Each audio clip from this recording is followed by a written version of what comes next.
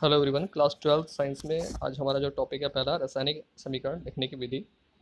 इसमें हम लोग संकेतों से शुरू करते हैं कि रासायनिक समीकरणों को लिखने में जो संकेत यूज़ किए जाते हैं उनका क्या मतलब होता है। तो यहाँ पे जो पहला संकेत दिया हुआ है प्लस का साइन, तो अभिक्रिया में किसी अभिक्रिया में अभिकर्मों के मध्य में उत्पादों के मध्य जो ये साइन प्रयोग किया जाता है ताकि जब एक से अधिक दो या दो से अधिक अभिकर्मक प्रयोग हो रहे हों तो उनके बीच में प्लस साइन यूज़ करते हैं। इसी प्रकार एस साइन स्टेट करता है सॉलिड के लिए, एल लिक्विड के लिए, जी गैस के लिए, ए क्यू एक्वस ऐसे पदार्थों के लिए जो जल में घुले हुए होते हैं, डी आई एल डाइल्यूट यानी तनु विलयन है, C O N C concentrated solutions सांद्र विलयन होते हैं। ये फॉरवर्ड एरो है, अभिकारकों एवं उत्पादों के मध्य चिन्ह लगाते हैं ये।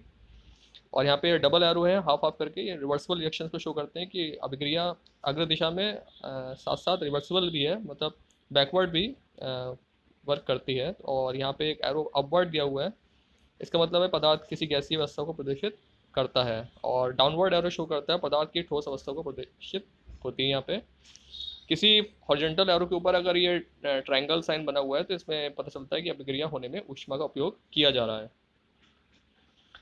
रासायनिक समीकरणों को निम्नलिखित प्रकार से आप निरूपित कर सकते हैं।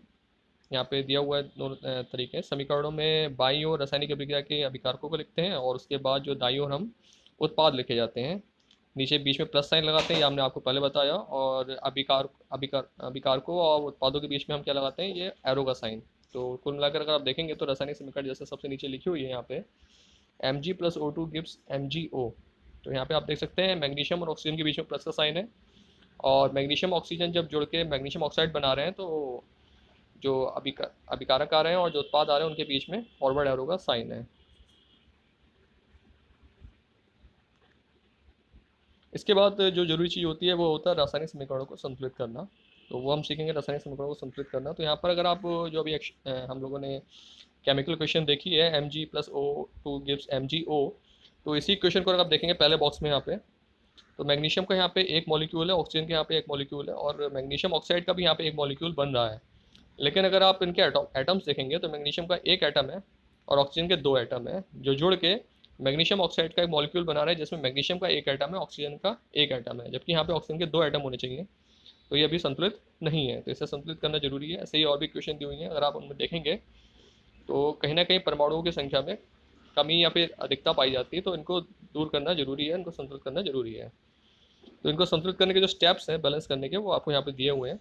तो पहला स्टेप है, प्रत्येक सूत्र के लिए एक बॉक्स बनाते हैं। उसके बाद असंतुलित समीकरण में विभिन्न तत्वों के परमाणुओं की संख्या को लिख लेते हैं।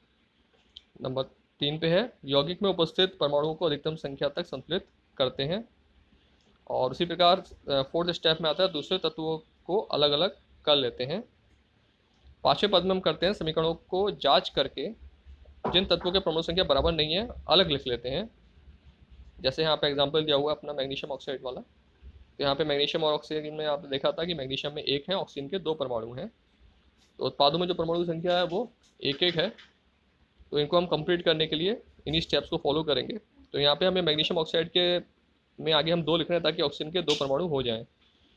जब हमने मैग्नीशियम ऑक्साइड के दो कर लिए तो अब मैग्नीशियम के दो की रिक्वायरमेंट है, तो वो हम अभिकर्मक में जो मैग्नीशियम थे उसमें हम एक इंक्रीज कर लेंगे और उसके आगे लगा देंगे 2, जैसे आपको यहाँ पर नज़र आ रहा होगा। इस प्रकार से अगर आप देखेंगे तो जो फाइनल इक्वेशन बन के आ रही है केमिकल इक्वेशन, उसमें अभिकारक में दो दो परमाणु है, उत्पाद में भी दो दो परमाणु की संख्या है। और जो फाइनल इक्वेशन है वो आप इस तरह से लिखेंगे 2Mg plus O2 gives 2MgO।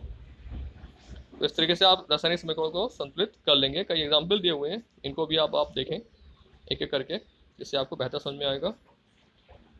रासायनिक समीकरण से लाभ क्या होते हैं वो अगर आप देखें तो इनसे क्या होता है, रासायनिक अभिक्रिया में प्रत्येक तत्व के परमाणुओं की संख्या तथा दोनों ओर कुल परमाणुओं की संख्या बराबर हो जाती है।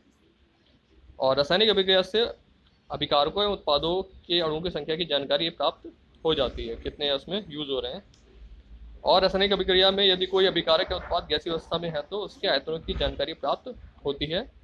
किसी गैस के ग्राम अणु का जो आयतन होता है वो नॉर्मल टेम्परेचर प्रेशर एनटीपी पर 22.4 लीटर होता है, ये स्टैंडर्ड है।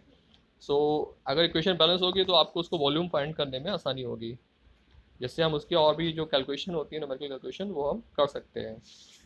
तो आज की वीडियो में हम लोगों ने इन सब बातों पे डिस्कशन किया है, आई होप आपको समझ में आया होगा।